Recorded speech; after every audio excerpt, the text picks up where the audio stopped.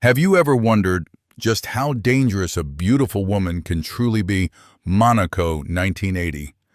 A blonde woman with blue eyes wearing a white silk dress stands on a 50-meter yacht. Next to her, a young Arab prince is whispering in her ear the exact plan to transfer $200 million to buy missiles from France. In Dubai, a drunken Kuwaiti oil minister tells her the precise day and hour a weapons convoy will cross the border.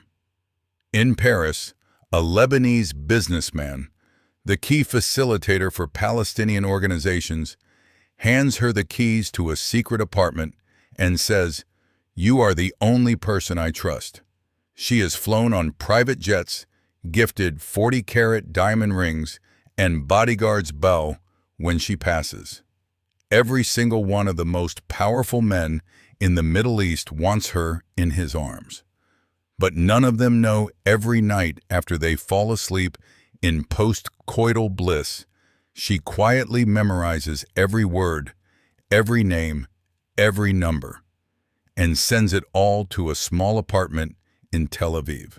Her real name, is still a state secret, is simply called Nicole. Inside Mossad, she is not Jewish. She did not volunteer. She was blackmailed, coerced, and operated as a honeypot spy for 15 years without ever being caught once.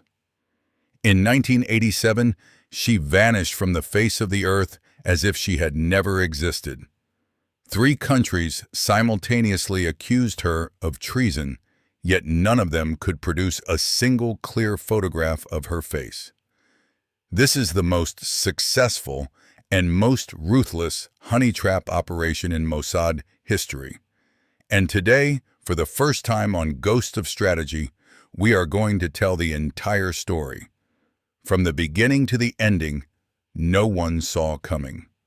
Are you ready to step into a world where a kiss can save an entire nation or destroy an entire life? Let's begin right now with Ghosts of Strategy and discover the ghosts of strategy and intelligence. But to understand how an ordinary Paris girl became the sharpest weapon in Mossad history, we have to go back to 1970s Europe, a time when the whole world seemed to have a fever of sex, money, and power. The sexual revolution was exploding. From Saint-Tropez to Monaco, all-night white parties were no longer taboo. Cocaine lay in lines on glass tables. Champagne flowed across yacht decks, and for the first time in modern history, women were free to choose their men or choose men who would hand them the entire world in exchange for just one smile. This is when a very special class appeared that the press of the time called international playgirls or professional girlfriends. They were not high-class escorts paid by the hour. They were shockingly beautiful, spoke 4 or 5 languages, could play polo, could drink 18-year-old whiskey without flinching, and knew exactly when to stay silent. In return, they received front-row apartments on Avenue Foch Harry Winston diamonds and private jet tickets whenever they felt like it. For the Arab elite, this was paradise on earth. In Riyadh or Kuwait, they lived inside the strict glass cage of Islam, 4 wives allowed, but never able to speak their real thoughts. In Paris, Monaco, or Cannes, they met white-skinned, long-legged women who never judged, never demanded marriage, and absolutely never asked. So how is that Exocet missile deal going? They just refilled the champagne and smiled. That was the fatal vulnerability Mossad had seen from miles away. To them, pillow talk has always been the most valuable intelligence source on the planet. Secrets that only come out when a man believes he is lying next to a woman who understands nothing about politics. A male Jewish agent would be made in the first glance in Beirut or Dubai.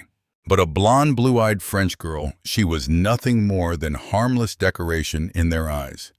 And among the hundreds of girls floating around the French Riviera in the summer of 1971, one stood out above all the rest. Her name was Nicole. At 20, she already knew how to bring men to their knees.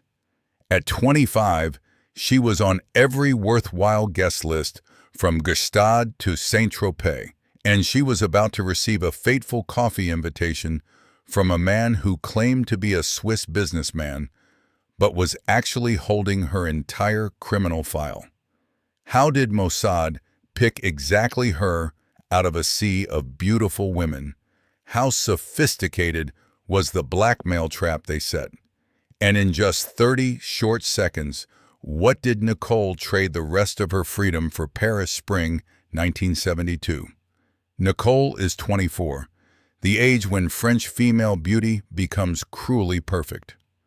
72, golden hair like Normandy, wheat gray blue eyes that change color with a light, a body that would make even Brigitte Bardot turn her head. She speaks fluent French, English, Italian, German, and enough Arabic to order cocktails in Beirut without looking at the menu.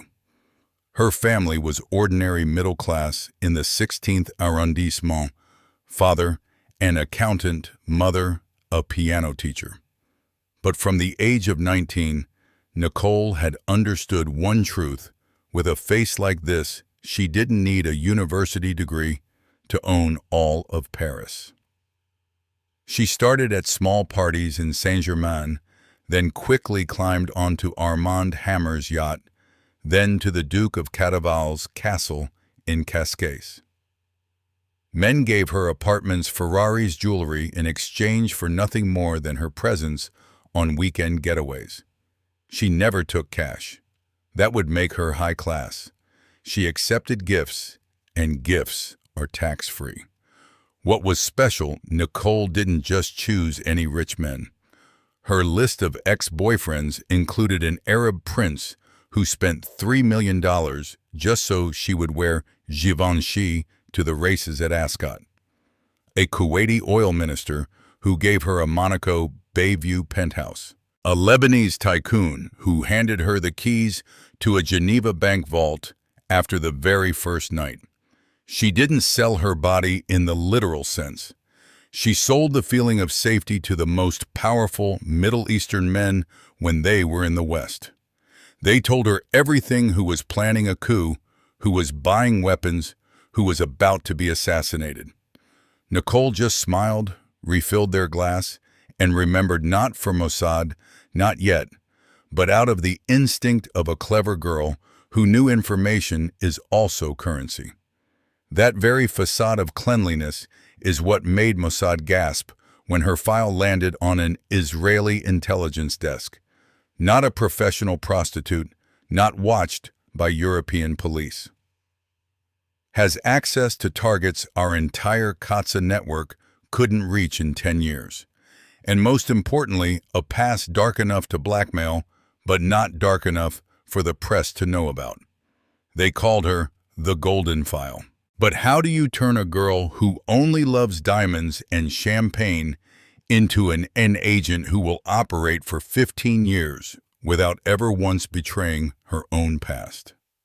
The answer lies on a drizzly April afternoon in 1972 at Café de Flore, the most hidden corner table, when an elegant Swiss man placed a brown envelope in front of her and spoke his first sentence. "Hello, Nicole. We have 12 minutes before your driver returns. After those 12 minutes, you will either be the richest woman in Europe or a prisoner for the next 7 years. Which do you choose?" Right after this fateful afternoon at Café de Flore, Nicole was taken to a safe apartment on the Montmartre Hill, steel door, thick curtains, no name on the doorbell. For the next 3 weeks, she was not allowed outside. No phone, no friends. Only 3 men and 1 woman in gray office clothes arrived every day at exactly 9 a.m. They didn't teach her to shoot, didn't teach her martial arts, didn't teach lockpicking. Mossad understood perfectly Nicole's most powerful weapon was her beauty and her naturalness. They only taught her small but deadly things: how to steer a conversation with nothing more than a hand on a target's thigh, without him realizing he was being steered; how to remember 70-80 details after just one night ship: names, container numbers, departure times, contact names without ever writing anything down; how to ask innocent questions. Like, "Darling, why do you need Latakia port on the 14th?" So the target would explain for another 20 minutes. Dead drops in Paris leave letters inside a La Durée bread box, or slide microfilm into the heel of a Louboutin and accidentally forget it in the Ritz changing room. The golden rule: never stay overnight more than 5 hours. Never let anyone take nude photos. Never once say the word Israel. The first week she cried every night, vomited from stress, attempted suicide twice. The second week, she learned everything in silence. By the third week, the chief instructor, a woman who had once run sources in Damascus, sent a report to Tel Aviv that contained only one line: "She's not just adapting, she's starting to enjoy the game." And he was right. From June 1972, Nicole returned to high society with completely different energy. She smiled brighter, asked more harmless but dangerous questions, and most importantly, started choosing targets according to the list Mossad sent her via Morse code hidden in party invitations. In just the first 18 months, she delivered intelligence that left the entire Mossad leadership speechless. A Scud missile deal with the Soviet Union the CIA didn't even know about. Yasser Arafat's exact 72-hour schedule in Paris. And most crucially, the very first pieces of Iraq's nuclear program from the mouth of a drunk Iraqi engineer in Saint-Tropez in 1974. But the greater the success, the higher the price. Would there come a day lying next to a man she truly loved, when Nicole could still coldly sell him out? From 1975 onward, Nicole was no longer a newbie. She became an S-class source, extremely rare in Mossad history. Tel Aviv gave her the internal code name Cinderella plus Kinder because she only operated after midnight and always disappeared before dawn. Achievements came so fast, even her handlers were frightened. 1974. From the pillow of an Iraqi businessman in Cannes, she brought back sketches of a heavy water reactor bought from France. That information sat in a safe for 7 years until 7 June 1981, when 8 Israeli F-16s took off and destroyed Osirak. One of the pilots later said, "We knew exactly which corner to bomb, thanks to a blonde woman we had never even met." 1976.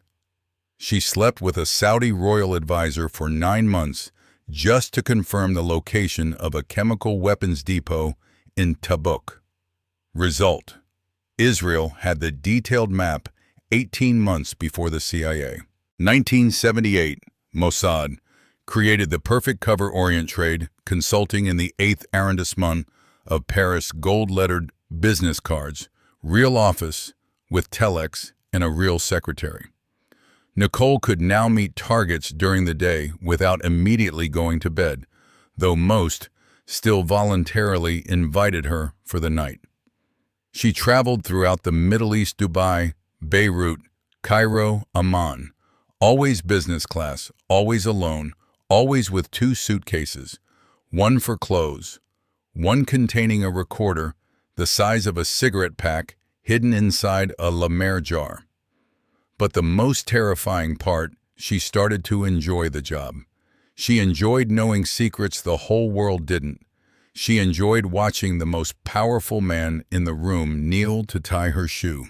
She enjoyed seeing her report stamped, saved estimated 400, 600 Israeli lives this quarter. And then, in 1978, she met the man who would destroy everything. A 38-year-old Lebanese businessman, handsome in an Omar Sharif way, intelligent, funny, and the main connector between Palestinian organizations and European money. For the first time in 7 years, Nicole did not want to report on him. His name is Karim Alias, 38 Lebanese passport, but raised in Paris, spoke better French than the French. He ran a private bank in Geneva while secretly being the hidden bridge between Palestinian groups and European funding. To Mossad, he was worth hundreds of millions in intelligence value. To Nicole, he was the first person who looked her straight in the eyes and said, "You don't have to act with me." From 1978 to 1984, they met almost every month. Geneva, Capri, Marrakesh, always in places no one would expect. Karim never asked about her past, never took photos, never checked her phone. He only gave her one thing, peace. For the first time in 10 years, Nicole slept through the night without setting a 4:30 a.m. alarm to leave before the target woke up. She started hiding information, a name omitted, a date reversed, an address forgotten. Mossad noticed immediately report. Frequency dropped, details became vague. They sent the first warning via dead drop inside a Pierre Hermé macaron box. Cinderella is in love. Fix it now. Nicole ignored it. In 1984, she moved in with Karim in his Geneva penthouse overlooking the lake. She thought she could live 2 lives by day, his lover by night, still sending Mossad harmless scraps to keep them quiet. But intelligence has no room for feelings. Autumn 1985, in a small restaurant in Beirut, Nicole made the biggest mistake of her life. She told him everything. Mossad, the blackmail, 13 years of honeypot, the people who had died because of whispers she passed on from pillows. Karim listened in silence, then asked only one question. So I was just a target too. Then he stood up, left the apartment keys on the table, and disappeared. 48 hours later, Mossad kidnapped Nicole at Zurich airport. For the first time in her life, she set foot in Israel, not as a guest, but as a prisoner. Tel Aviv, November 1985. Nicole was taken to a sealed villa in the Herzliya suburbs. Steel doors, no windows, only an iron bed and a two-way mirror. The interrogator was the same boss who had met her at Café de Flore 13 years earlier now, with completely white hair. He placed an 8-centimeter thick file on the table and spoke his first sentence. Karim has already told 3 friends. In 72 hours, all of Beirut will know your face. We have only 2 options. Left kill you right now, or take you somewhere no one will ever find you. Nicole did not cry. She only asked, "Is he still alive?" He didn't answer. The next 48 hours were the final negotiation of her life. Mossad offered new identity, $500,000 cash, a small house in South America, in exchange for disappearing forever and never contacting anyone who ever knew her. Nicole signed without reading, with only one request: the most recent photo of Karim. They put her on a military night flight, transited through Madrid, and landed in Buenos Aires under the name Maria Elena Garcia, widow, no children. In her suitcase, 3 dresses, 2 books, and an envelope containing exactly 1 photo. Karim is standing on the Geneva balcony, taken from afar, dated 3 October 1985, 10 days before she confessed everything. She lived in Argentina for another 4 years in absolute silence. No phone, No letters, no old friends. Some say she opened a small flower shop in Cordoba. Others say she was found and executed by a Palestinian team in a supermarket car park in 1991. No one can confirm. But there is one final detail only a handful of senior Mossad officers know. In 1994, a blonde woman hair, already going gray, about 46 years old, sent an unmarked envelope to the Israeli embassy in Buenos Aires. Inside was only an old photo of Karim and one handwritten line in French that translates to, "I never betrayed anyone. I only loved." In the final part, we will answer the biggest question that remains: was Operation Cinderella truly a success or a failure? Who was the real victim? And today, when classic honeypots are dead, are there still new Nicole's operating in the dark? These last minutes will keep you awake tonight. Stay with me until the very last second. Now look straight into the mirror and ask yourself, was this operation truly a success? In pure numbers, it is an unrivaled masterpiece of 20th century intelligence. Ran continuously for 100 days, 14 years, without her real identity ever being exposed. Delivered over 200 classified reports, 47 of which were stamped directly, prevented loss of life, contributed to stopping 11 bombings, 4 hijackings, and most importantly the 1981 Osirak, strike saving Israel from nuclear annihilation. Total operating cost, only $1.8 million over 14 years cheaper than one Tomahawk missile today. A former Mossad director said in a closed 2009 meeting, "If we had 10 Nicoles, we wouldn't need an Air Force." But the price, one human being blackmailed and turned into a sexual weapon throughout her most beautiful years. Dozens of men betrayed on their pillows, some later assassinated based exactly on what she reported. And finally, she herself, the only person who truly loved, was erased from the world as if she had never existed. Nicole was not a hero, nor was she exactly a traitor. She is living proof that in the intelligence war, there are no winners, only survivors and those who are buried. Her legacy still burns today. Arab high society has checked girlfriends' backgrounds more thoroughly than bodyguards ever since. Classic honeypots died completely after 1987 social media facial recognition and big data killed them. Yet the intelligence academies of the US, Russia, and China still teach the Cinderella case like scripture on long-term source handling and emotional risk. And the final most painful question: if back then a beautiful girl and one envelope of photos were enough to change the history of the Middle East, then today, when everything is watched by cameras and AI, are there still new Nicoles? Are they still blackmailed? Or do they now volunteer?